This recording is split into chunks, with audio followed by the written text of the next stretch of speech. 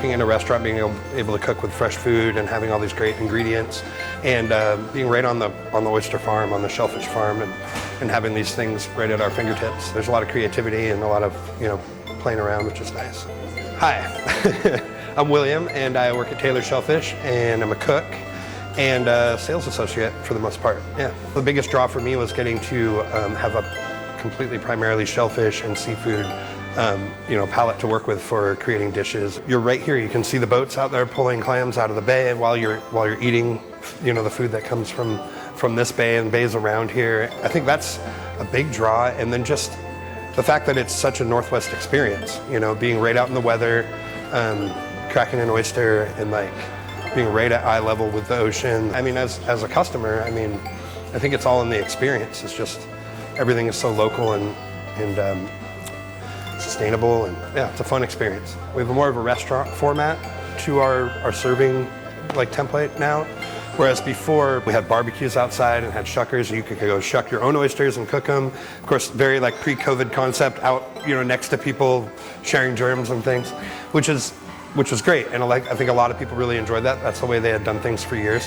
But the only way, once the shutdown kind of opened back up, and the only way to do that was to have to actually serve people their food and set it up as more of less of an a la carte kind of self-serve situation, and make it more of a restaurant kind of feel. The food's a little fancier than it used to be. It's you come to this place and it kind of aesthetically is, it's a little shaky, and it's looks like an old fishing cabin. But then you sit down and you're eating these high quality smoked fish and great soups and things of that nature. And especially being right in the center of the farm makes you feel like you're part of it, you're in touch with what's going on in this little corner of our world, and it's different than going to a restaurant and somebody brings you an oyster that could be from Florida, it could be from the East Coast. Here you know what you're getting, it comes from these waters right around you, and it's the same idea as almost catching your own fish and eating it.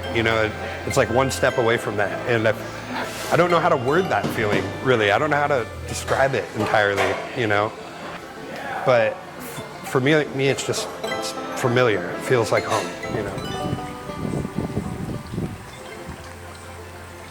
I think Taylor's is doing a lot of stuff that's really moving in a positive direction right now. My name is Patrick Hansen. I'm a retail employee here at Taylor Shellfish. They're, kind of on the forefront of dealing with tidal land ecology and stuff like that. They're very invested in it. My hope, I guess, is that they are able to make some strong headway towards fixing ocean acidification. That whole process is, destroying oyster farms and shellfish all around the world, and it's a serious problem that we face. And as we know, ocean pollution is no laughing matter. I would just like to see an upward trend in that direction, and I'd like to see them be successful with that. Due to ocean acidification, we can no longer grow oyster seed here. We have to grow our oyster seed at certain hatcheries. We have hatcheries in Kona and Fiji, and there's also a big one in Quilcene, Washington. This company was founded in 1890. We actually own the tide land here. Most tide land that you see, like most beaches, below the tide line is all public property.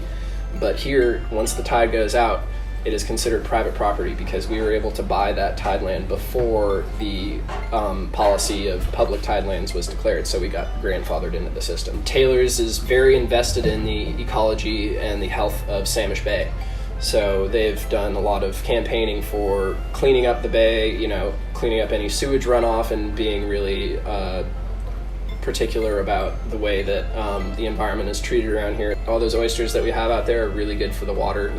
Oysters can filter up anywhere from 10 to 60 gallons of water a day, just a single oyster, and there's millions and millions and millions of them out there covering 4 square miles of arable tideland.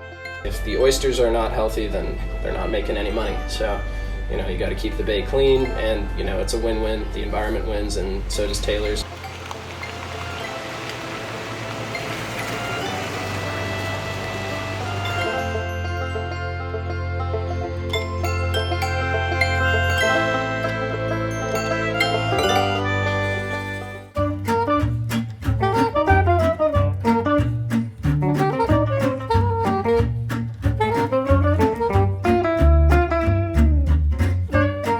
All but one person in our family, we just collect way too much stuff. And who dies with the most wins, I guess. worse than me. He has acres of stuff. I'm Bonnar Mitchell. I own Bonnar's Trading Post. I established it in 1986. Been doing it ever since. I really love it. I quit a job. I decided to take a year off, went down to Mexico, came back, looked at my bank account and oh my God, I gotta make a house payment. And because I talked too much, I talked to this guy and started working at a secondhand store and opened up my own. My brother wanted me to take over his gas station that he closed. It was a gas station and he also sold car parts in there. And I had the salvage rights from the dump. The guy that owned the salvage rights at the dump brought me 2 or 3 truckloads a week. At that time, people threw away everything. There's only one thrift store in town to donate. People didn't have as many estate sales, garage sales as they do now. And so they're just taking it out the dump. And so he had 2 or 3 guys out there salvaging it and bringing it to me and selling it to me. And then eventually I started buying estates. I just love it. I love finding stuff that's unusual, mainly. And fixing and repairing stuff in my garage. Yeah, have the dyno level. It just, the louder you talk, the more lights that light up. It makes you dizzy. You want to fall over. They use them in high schools and colleges. Mainly because I have stuff from 10 cents to 2,000. And I have 10-cent silverware, and then I got $2,000 toys, and $2,000 duck press. And I have lots of rusty stuff outside people use for found art. They used to call me the king of rust. And then I just like saving stuff. Always have. Grew up poor, didn't have anything, so I don't know, I guess that's part of it. I want to repair it. Or work on something for 15, 20 minutes, sell for $3. It doesn't make any sense. But I got it working.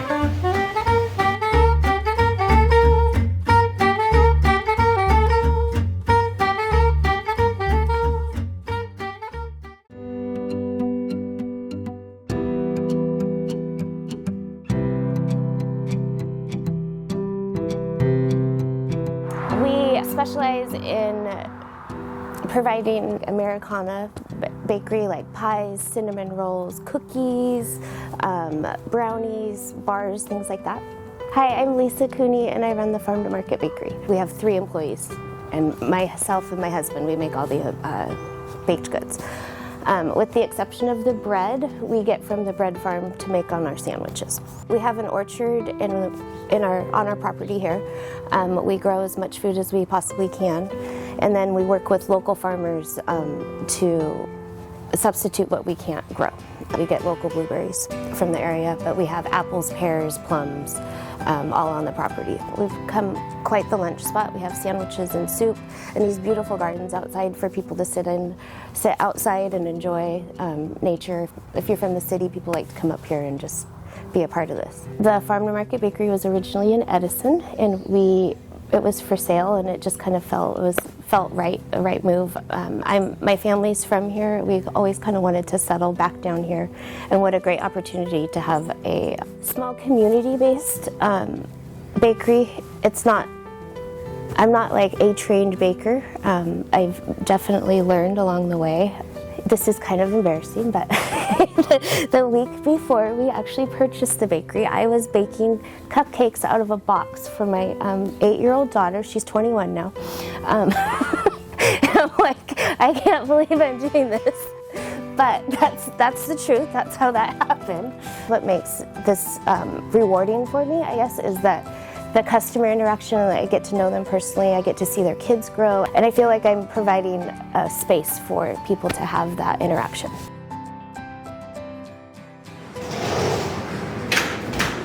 It feels really special to do something that brings so much joy to the community.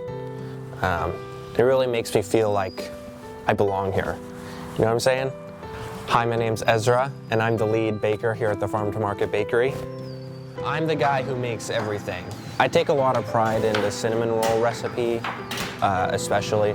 I feel like that's the one that I've really got to take a hold of and make my own. There's no one else really doing what we're doing.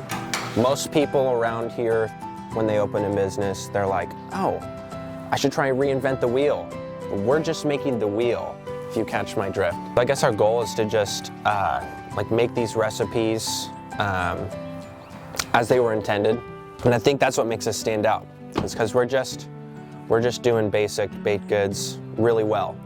And it's kind of tough to find that anywhere, because people are always putting like raisins in there and stuff like that. I've grown up here in the community. It never really felt like I was like in. I just felt like I was on the outside, but now I feel like I'm on the front lines, you know? So yeah, every day people come in here and enjoy our stuff, and it's just like, yes. It's like a win in my corner, you know?